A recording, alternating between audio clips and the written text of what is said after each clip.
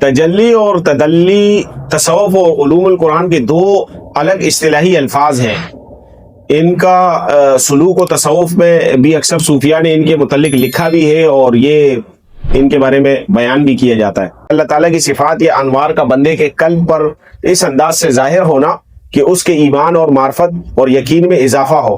کہ اس کا یہ معنی بالکل بھی نہیں ہے، قطعاً بھی یہ معنی نہیں ہے کہ اللہ تعالیٰ نعوذ باللہ کسی مخلوق میں حلول کرے. یہ بالکل ایسا نہیں ہے. انوارات اور آثار جو ہے اس کا ظہور ہوتا ہے وہ کیفیات کی صورت میں. قرآن مجید میں سورہ اعراف کے اندر اس کی مثال دی گئی ہے. فلما تجلی ربہ للجبل جعلہ دکا. جب اس کے رب نے پہاڑ پر اپنی تجلی فرمائی تو اسے ریزہ ریزہ کر دی. یہ سورہ اعراف کی غالباً آیت 42 یا 43 کا یہ مفہوم ہے. اور اب ہم آتے ہیں تدلی کی طرف. لغوی معنی اس کا ہوتا ہے قریب ہونا، نیچے آنا، جھکنا. اور اصطلاح کے اندر قرآن مجید میں یہ لفظ معراج کے واقعے میں آیا ہے جہاں پر قرب خاص کا بیان ہے. سورہ نجم کے اندر ثم دنا فتدلی، پھر وہ قریب ہوئے اور پھر اور زیادہ قریب ہوئے. تو مفسرین کے ہاں اس کی تفسیر کے اندر اختلاف ہے کہ یہ کون کس کے قریب ہوا.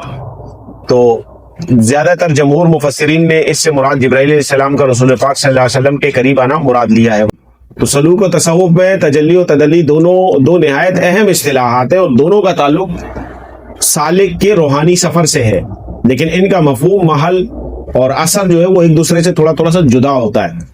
تجلی سے مراد یہ ہوگا کہ اللہ تعالیٰ اپنے اسماء و صفات کے انوار بندے کے قلب پر ظاہر فرمائے اور جس سے معرفت، یقین، محبت اور خشیت اور قرب الہی میں اضافہ ہو.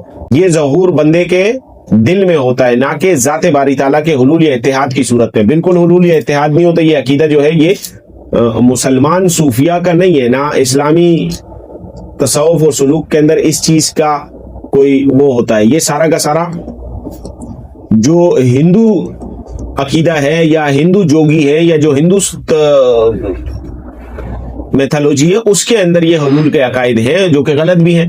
سالک جب مجاہدہ، ذکر، مراقبہ، توبہ اور تزکیہ نفس کے مختلف مراحل طے کرتا ہے تو اس کے قلب پر مختلف تجلیات وارد ہوتی ہیں.